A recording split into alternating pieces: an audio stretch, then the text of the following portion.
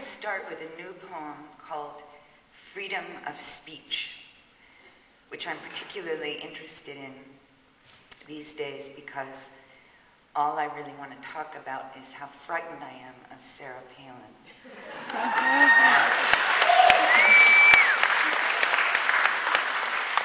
I cannot sleep at night.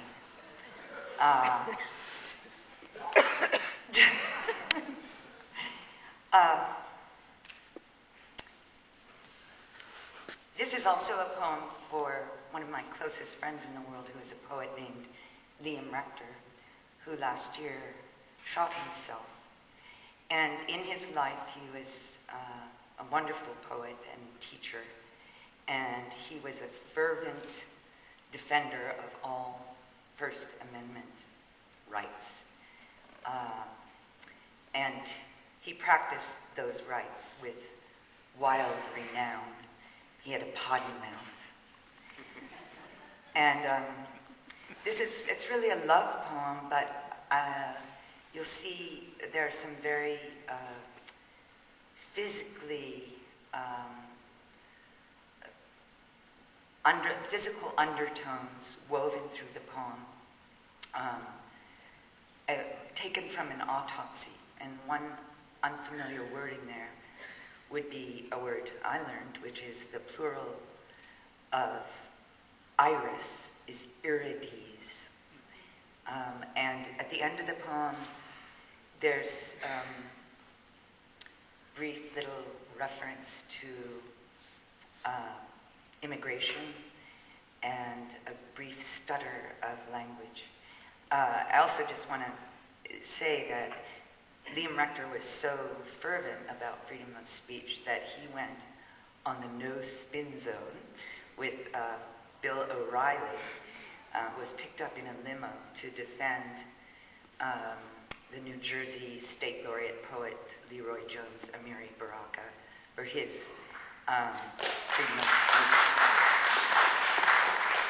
And that was a brave thing to do, to go on the O'Reilly factor, if any of you have ever seen that. Freedom of speech. If my own voice falters, tell them hubris was my way of adoring you. The harrow of the hulk of you, so feverish in life, cut open, reveals 10,000 rags of music in your thoracic cavity.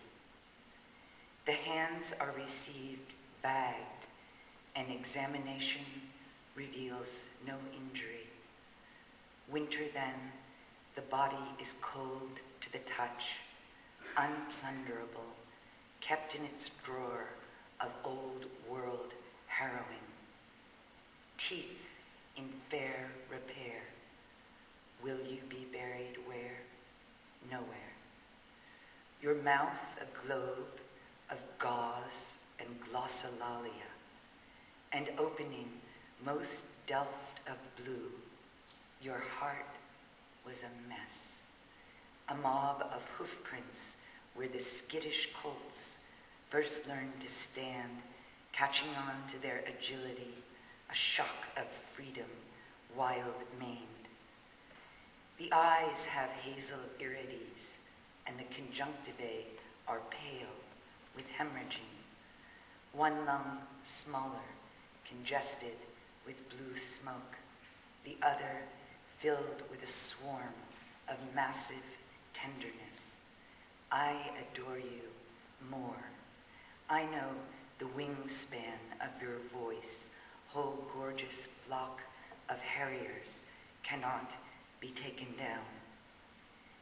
You would like it now, this snow, this hour, your visitation here tonight, not altogether unexpected.